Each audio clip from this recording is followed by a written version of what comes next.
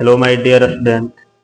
आज 10th class का history subject का चैप्टर नंबर 1 यूरोप में राष्ट्रवाद, इसका पूरा ऑब्जेक्टिव लेकर आए हैं, जो बिहार बोर्ड के लिए बहुत ही वीवीआई रहने वाला है। अब इससे फालतू बिहार बोर्ड में कोई संभावना नहीं है कि इससे फालतू आएगा। तो हम स्टार्ट करते हैं। पहला क्वेश्चन ये है कि फ्रांस की क्रांति का प्रमुख कारण क्या था। फ्रांस की क्रांति का प्रमुख कारण क्या था, यानी फ्रांस की क्रांति, पहला क्वेश्चन कि फ्रांस की क्रांति कब हुआ था, तो 1789 ईस्वी में। फ्रांस की क्रांति का प्रमुख कारण था निरंकुश शासन, निरंकुश शासन। दूसरा ऑब्जेक्टिव, फ्रांस में किस शासक वंश की स्थापना वियना कांग्रेस के द्वारा की गई थी। किस वंश की, तो बूर्बो वंश। कौन सा वंश था, बूर्बो वंश का था। तीसरा क्वेश्चन, नेपोलियन संहिता किस वर्ष लागू की गई थी। नेपोलियन संहिता किस वर्ष लागू की गई थी, तो ये जो है 1804 ईस्वी में किया गया था। जो नेपोलियन था वो फ्रांस की क्रांति के समय सेनापति के पद पर मतलब काम कर रहा था, ठीक है। इसका जन्म जो है महात्मा गांधी से 100 वर्ष पहले हुआ था। चौथा क्वेश्चन है, वियना सम्मेलन कांग्रेस का अध्यक्ष कौन था, तो मेटरनिख था। वियना कांग्रेस का अध्यक्ष कौन था, तो मेटरनिख था। अगला 5 नंबर क्वेश्चन कि मेटरनिख व्यवस्था का उद्देश्य क्या था। मेटरनिख व्यवस्था का उद्देश्य यह था कि पुरातन व्यवस्था का पुनर्स्थापना करना। पुरातन व्यवस्था मतलब जो पुराना व्यवस्था है उसको फिर से उजागर करना, ठीक है। 56 नंबर क्वेश्चन है, मेटरनिख कौन था। मेटरनिख जो था ऑस्ट्रेलिया का एक चांसलर था। कहाँ के चांसलर था, ऑस्ट्रेलिया का। किसने कहा था कि फ्रांस जब छिपता है तो बाकी यूरोप की सर्दी जुकाम आ जाता है। ये किस इतिहासकार ने कहा है कि फ्रांस जब छिपता है तो बाकी यूरोप को सर्दी जुकाम आ जाता है। क्या है, मेटरनिख, मेटरनिख ने कहा था, ठीक है। अगला क्वेश्चन, नेपोलियन कोड में कुल कितने कोड थे। नेपोलियन कोड में कुल दोस्तों 5 कोड थे। कितने कोड थे, 5 कोड थे। 9 नंबर क्वेश्चन है कि रोमानिवाद क्या था। रोमानिवाद एक सांस्कृतिक आंदोलन था। रोमानिवाद एक सांस्कृतिक आंदोलन था। इटली एवं जर्मनी वर्तमान में किस महादेश के अंतर्गत आते हैं, तो यूरोप महादेश के अंतर्गत आते हैं। अगला नेक्स्ट क्वेश्चन कि मारियाना किस देश का राष्ट्रवाद का प्रतीक था, तो फ्रांस का। किस देश का प्रतीक था, तो फ्रांस का। अगला 12 नंबर क्वेश्चन है। 12 नंबर क्वेश्चन देखते हैं कि राष्ट्रवाद की अवधारणा का जन्म किस घटना से माना जाता है, तो पुनर्जागरण से। किस घटना से, पुनर्जागरण से। वियना कांग्रेस कब हुआ था, 13 नंबर क्वेश्चन 1815 ईस्वी। वियना सम्मेलन 1815 में। 14 नंबर क्वेश्चन है कि 1830 के क्रांति के बाद फ्रांस में किस प्रकार का शासन स्थापित हुआ था, संवैधानिक राजतंत्र। कौन सा, संवैधानिक राजतंत्र। 15 नंबर क्वेश्चन है कि एक्ट ऑफ यूनियन किस वर्ष पारित हुआ था। एक्ट ऑफ यूनियन 1707 ईस्वी में पारित हुआ था। 16 नंबर, यंग यूरोप का संस्थापक कौन था। यंग यूरोप का संस्थापक मेजनी था। यंग यूरोप का संस्थापक कौन था, मेजनी था। 17 नंबर है कि इटली के एकीकरण का मसीहा किसको कहा जाता है, मेजनी को कहा जाता है। इटली के एकीकरण का मसीहा किसको कहा जाता है, मेजनी को कहा जाता है। मेजनी का संबंध किस संगठन से था, कार्बोनरी से। किस संगठन से था, कार्बोनरी से था।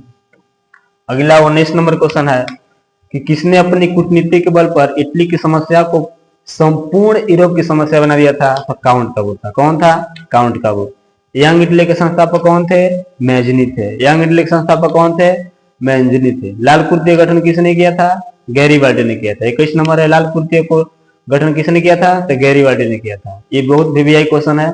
काबूल कौन था, ये जो था इटली के प्रधानमंत्री था। काबूल कौन था, यानी काउंट काबूल इटली के प्रधानमंत्री था।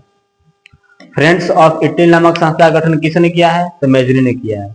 फ्रेंड्स ऑफ इटली नामक संस्था का गठन किसने किया है, तो मेजनी ने किया है।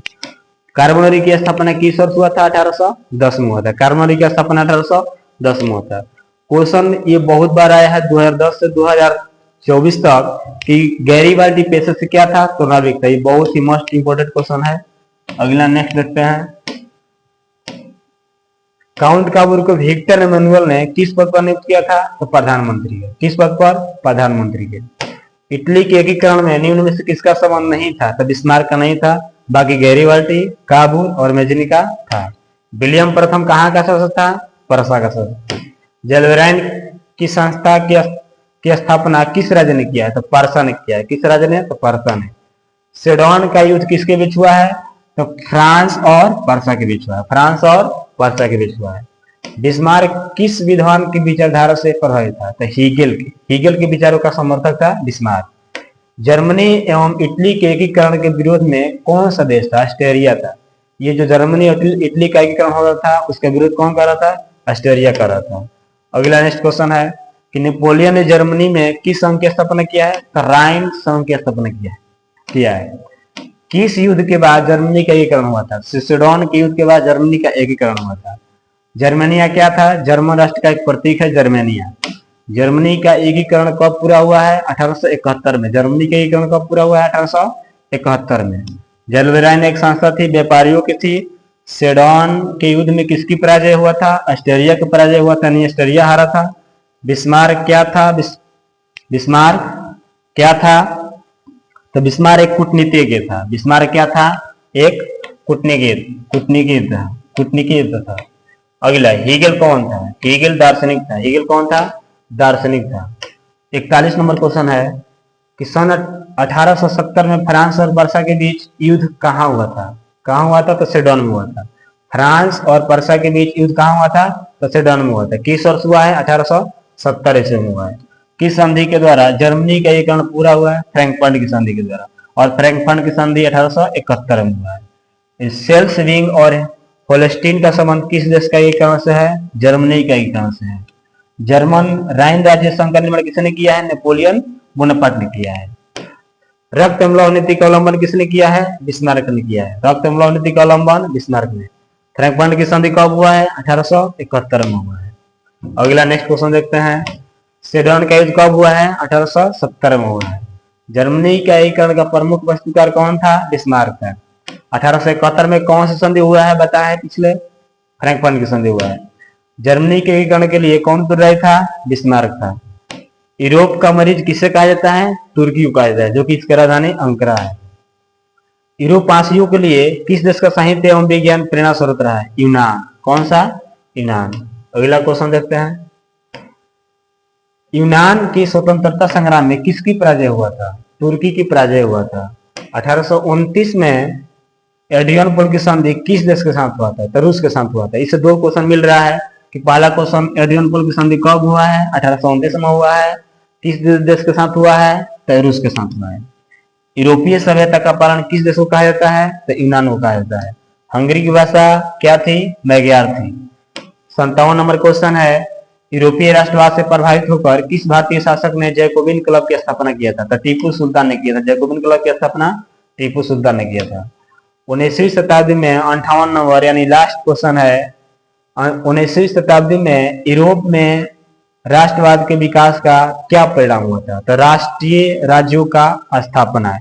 ये आपका पहला चैप्टर का 58 क्वेश्चन, जो कि बहुत ही वीवीआई क्वेश्चन है और समय को देखते हुए रिवीजिंग करने के लिए बहुत ही अच्छा एक जरिया है। और पर डे पर सब्जेक्ट चैप्टर वाइज का ऑब्जेक्टिव इस चैनल पर आएगा, आप लोग इसको देखना मत भूलिएगा।